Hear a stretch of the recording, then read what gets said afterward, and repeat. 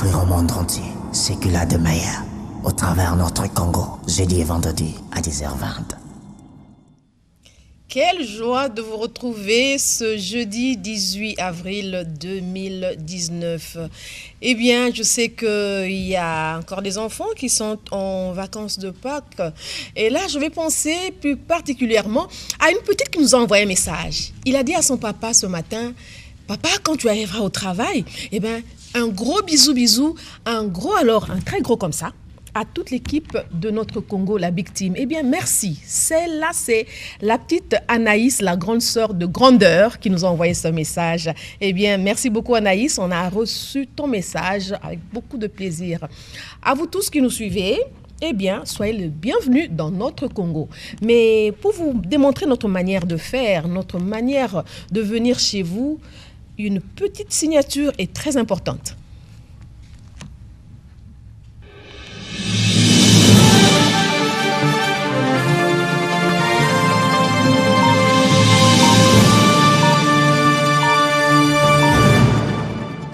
Voilà, c'est bien là la signature de la Big Team.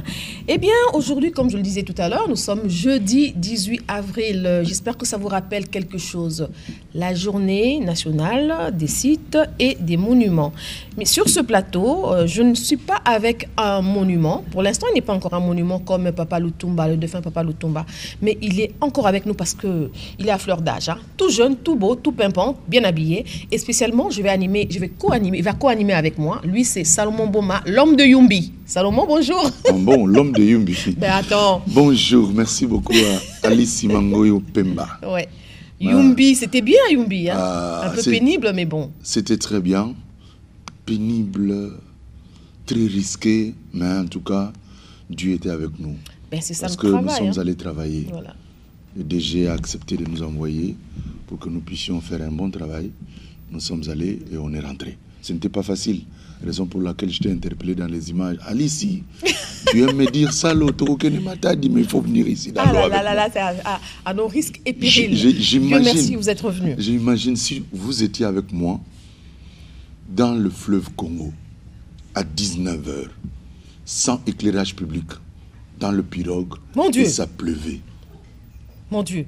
Alors là je n'aimerais pas être à ta place. Hein. Et on a eu un mauvais temps dans l'eau, sans éclairage public. J'imagine si j'étais avec Alice Mangoyo. Alors là, j'allais craquer, j'allais piquer une crise. Alors Salomon Boma, après Yumbi, tu nous reviens sur ce plateau. Voilà. Et toi et René Impois, vous avez concocté le menu du jour. Mais mon complice habituel me dit que, écoute Sylvie, tu dis à tous les téléspectateurs que je suis un peu absente pour de raisons de recherche. Hein, parce qu'il doit aller voir les invités, bien qu'un peu mal en point, mais il doit aller chercher les invités pour notre émission, la Big Team, notre Congo. Voilà, alors ce que tu as concocté avec René Impois, c'est quoi pour les téléspectateurs? René Impois Ngabin Kobo. Tu prononces si bien son nom. Ah oui, j'aime beaucoup ces postes. Non, répète un peu. René Impois Ngabin Kobo. J'ai rencontré son oncle curieusement à Bolobo, qui est un chef de bureau depuis plusieurs années. Mais il m'a dit, je suis une Gilois, un Mouteke de Bolobo, c'est l'oncle de René Impois. Je lui ai dit, mais j'ai ton neveu à la RTNC. Il m'a dit, mais il faut le saluer. Il nous a envoyé quelques proverbes que nous aurons à découvrir peut-être la semaine prochaine avec tous les téléspectateurs qui nous suivent à travers le monde. Voilà. Alors, aujourd'hui, nous commençons avec les petits génies. Il y a une petite fille, comme Anaïs Mboma, qui nous a salué. Une petite fille, en tout cas, qui chante très bien à côté de sa maman, tout à l'heure. Tous nos enfants qui sont à la maison pendant cette période de fête de Pâques, restent branchés au programme de la RTNC Notre Congo. Vous allez suivre un enfant, une petite fille qui chante très bien à côté de sa maman. Après cela, on prendra l'entretien que nous a accordé l'apôtre Emmanuel Bolia, l'apôtre de l'église qu'on appelait l'esprit et de vérité, mais que les gens ont peut-être transformé l'église Bima, que moi...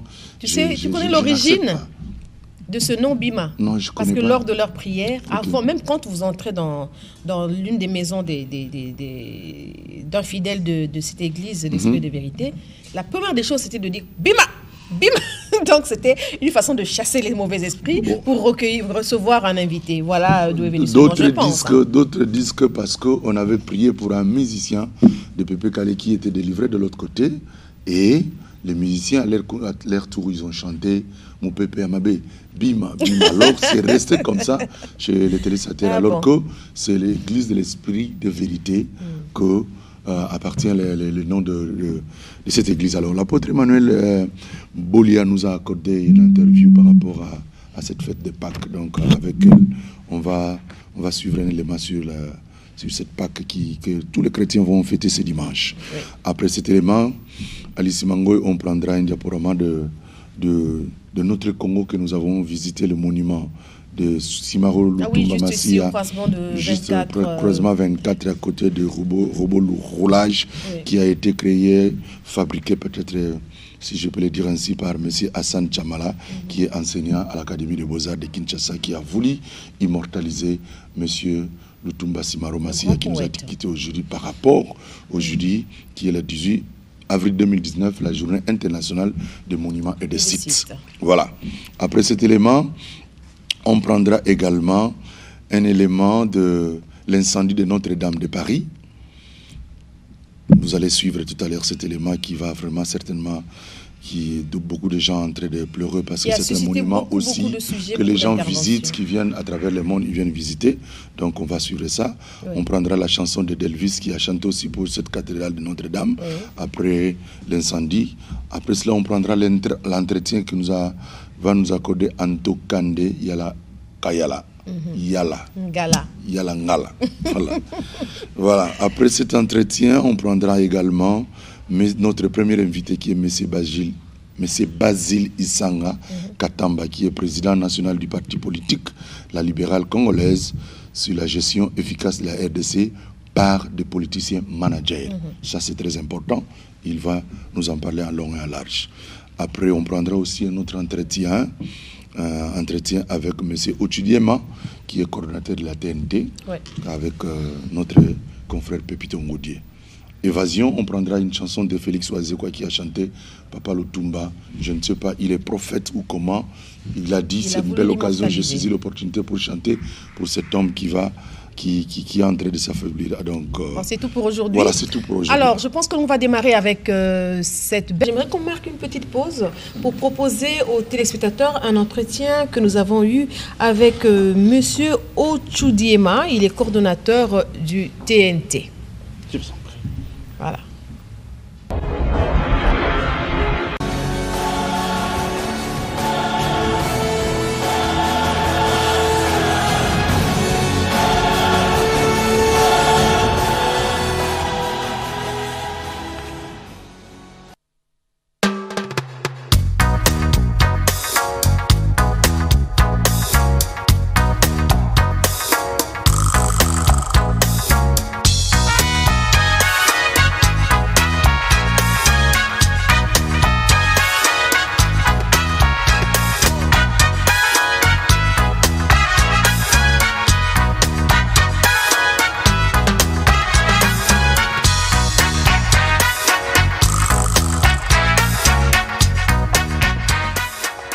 TNT veut dire télévision numérique terrestre. Ce n'est pas un mot extraterrestre, c'est tout simplement un nouveau mode de diffusion de la télévision en utilisant le faisceau, le mode de transmission en numérique. Parce qu'avant, nous utilisions le monde analogique, là, nous allons vers le mode numérique. Nous aurons le temps de parler en détail. TNT veut dire télévision numérique terrestre. En mots simples, ça veut tout simplement dire la télévision par la qualité de l'image, la qualité du son et la qualité du contenu.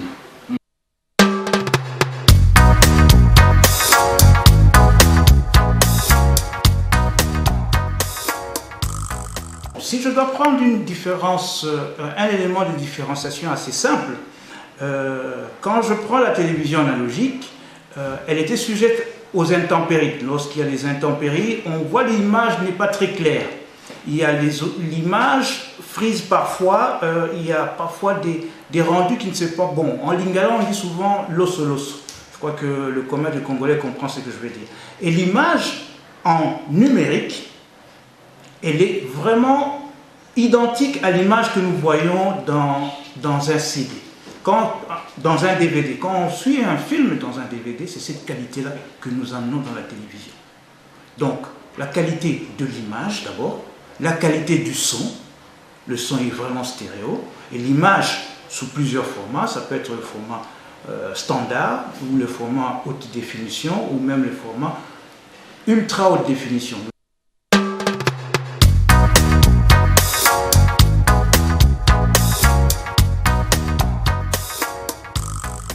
Je me place au niveau des chaînes de télévision.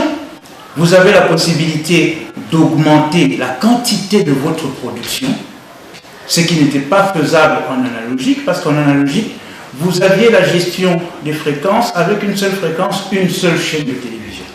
Premier bon signe du numérique, c'est qu'avec une seule fréquence, nous pouvons composer, mettre ensemble 20 à 25 chaînes de télévision dans une seule fréquence.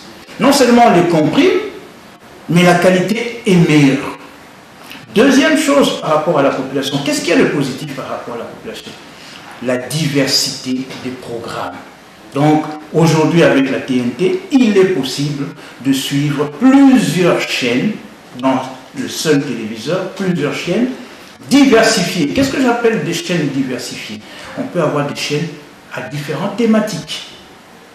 Les chaînes qui ne sont que pour le sport, les chaînes qui ne sont que pour la culture, les chaînes qui sont que pour la jeunesse, et ainsi de suite. Donc, on peut augmenter. Ces possibilités n'existent qu'en numérique. Pourquoi? J'explique un peu. En analogique, chaque chaîne de télévision avait besoin d'une fréquence pour émettre. Ce qui donne, je prends le cas de Kinshasa, nous avions 50 chaînes de télévision à Kinshasa, qui émettait sur 50 fréquences. Au niveau du numérique, maintenant, c'est un gaspillage inutile. On n'a pas besoin de 50 fréquences pour diffuser 50 chaînes. Donc, comme je l'avais dit tout à l'heure, avec une seule fréquence en numérique, on peut grouper 20 à 25 chaînes de télévision. Faites les calculs, donc avec 2 fréquences seulement, nous pouvons mettre toutes les 50 chaînes de télévision de Kinshasa. Un autre point positif au niveau du numérique, on a la possibilité d'augmenter des autres chaînes. Donc si l'État aujourd'hui, comme nous avons le cas d'espèce aujourd'hui, nous mettons 3 fréquences en numérique, ça fait plus de 75 chaînes. Au niveau du numérique et la qualité, ça, vous-même vous le constaterez. Quand j'ai parlé des chaînes thématiques, prenons le cas de la RTNC. Aujourd'hui, nous avons RTNC 1, 2, 3. Institution, développement, ainsi de suite. Moi, j'ai toujours suggéré. La TNT, c'est un boulevard. Nous avions des routes. L'analogique, je le compare à une route. La TNT, c'est un boulevard. Un boulevard a plusieurs bandes. Et ça demande qu'il y ait plusieurs véhicules. Et ces véhicules, dans la télévision, je parle des chaînes thématiques. Nous mettons à la disposition une gamme de plages, des canaux où les gens peuvent insérer leur programme. Aujourd'hui, la TNT peut donner la possibilité à la RTNC, par exemple, de choisir et de développer d'autres canaux, à part RTNC 3 institutions, RTNC 2 développement et le générique qui est la RTNC 1. On peut avoir RTNC sport, on peut avoir RTNC culture. Et quand je dis sport, il n'y a que le contenu sportif qu'on trouve dedans. Donc, au niveau de la TNT, aucune différence. C'est-à-dire, on vous montre les plages dans lesquelles vous pouvez mettre en place toutes ces thématiques. Ça veut dire création d'emplois. Ça veut dire qu'il faut qu'il y ait des unités de production qui ne produisent que le contenu sportif. Création d'emplois. Moi, j'ajoute encore plus, au-delà de ça, création d'autres emplois qui concernent les journalistes sportifs dans les différentes langues. Avec la possibilité, par exemple, pour la RTNC, de créer une RTNC 4, par exemple, sport. Et là-dedans, vous avez la possibilité d'augmenter le contenu. Donc, création d'emplois dans le sens des producteurs de contenu qui peuvent avoir des contenus sportifs. Le même exemple, je peux l'extrapoler dans les autres. Donc, non seulement vous avez la possibilité de créer une nouvelle chaîne thématique, mais non, à part ça, vous aurez aussi la possibilité de diversifier le contenu. Ça veut dire la même émission en différentes langues. Donc, vous engagez des interprètes qui vont le faire. L'exemple vous est donné souvent quand vous remarquez les séries que vous suivez à l'étranger, ces gens ne parlent pas français. Ils parlent d'autres langues, mais il y a des interprètes qui les font en français. Mais c'est la même émission. Liba Lagosego, par exemple, elle est produite en direct en lingala, mais la même émission, on ne demande pas au même journaliste de refaire la même émission dans d'autres langues, mais la même émission est reproduite dans d'autres langues. Troisième chose, en ce qui concerne les chaînes thématiques, vous avez la production que vous pouvez faire en 2 phases. La production qui va aller dans le domaine gratuit et aussi la production qui peut aller dans le domaine payant. Pourquoi je dis ça? La TNT, les différents bouquets, aujourd'hui vous pouvez créer un bouquet où vous avez tout ça en un tout. La partie payante et la partie gratuite. Et je dois informer la population que pour le moment, la campagne et tout ce qui se fait, c'est dans la partie gratuite. Vous n'aurez qu'à acquérir juste le décodeur et le reste, c'est le contenu que vous suivrez à foison et gratuitement. Donc, c'est un avantage. Et l'autre avantage important, parce que les 2 technologies vont de pair, lorsqu'on lance le numérique, les fréquences qui sont récupérées vont être disponibles pour l'Internet à haut débit, pour la 4G. Donc les sociétés de télécom utiliseront ces fréquences pour donner à la même population l'Internet à haut débit. Mais je résume encore un tout dernier élément de la TNT. Vous avez la qualité du son, vous avez la qualité de l'image, vous avez la qualité du contenu, et vous avez la possibilité d'avoir, à partir de votre téléviseur, de voir aussi des chaînes qui sont vues sur l'Internet, grâce à cette technologie du numérique qui met ensemble l'Internet et la télévision pour qu'à partir de votre chaîne de télévision, vous suivez les chaînes qui sont dans la TNT, merveilleuse chaîne, et en plus de ça, les chaînes qui sont disponibles sur Internet. Mais les points faibles, je peux dire tout simplement que c'est juste un petit investissement qu'on demandera à la population. Petit investissement parce que le gros des investissements en ce qui concerne l'infrastructure, c'est le gouvernement qui a pris en charge et ce sont les privés aussi. Parce que dans la TNT, il y a la partie payante et la partie gratuite.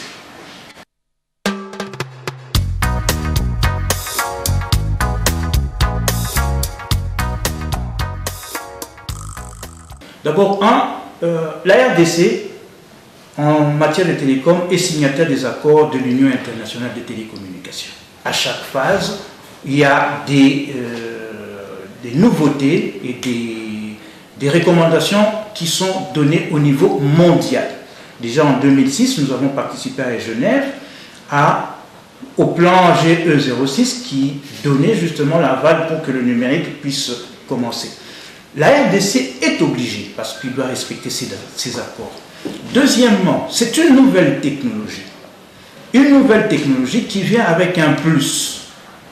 Et ce plus profite bien aux gouvernants, aux dirigeants, qu'aux populations. Je prends un cas d'exemple. Lorsqu'il y a eu passation de pouvoir, je peux dire, de l'analogique vers le numérique ou du noir-blanc aux couleurs, nous avons suivi le pas. Donc les gens ne pouvaient pas se dire, parce que moi j'ai ma télé noir-blanc qui est encore toute neuve, je ne peux pas passer à la télévision couleur. Donc le progrès, on ne l'arrête pas. L'investissement qui a été fait, principalement l'investissement a été fait par le gouvernement. Donc le gouvernement met en place les infrastructures au niveau Kinshasa et au niveau de l'intérieur du pays. Donc ce qui fait que, au niveau de la population, c'est vrai, financièrement, ça n'a pas un coût très fort. Pour quelle raison? La nouvelle technologie, le numérique, pour que la même population, je précise que les téléviseurs que possède la télévision, la population, ils ne vont pas la jeter. Ils auront besoin tout simplement de ce petit boîtier qu'ils vont mettre derrière la télévision pour capter la nouvelle forme de télévision qui est la TNT. C'est ce qu'on appelle couramment un décodeur.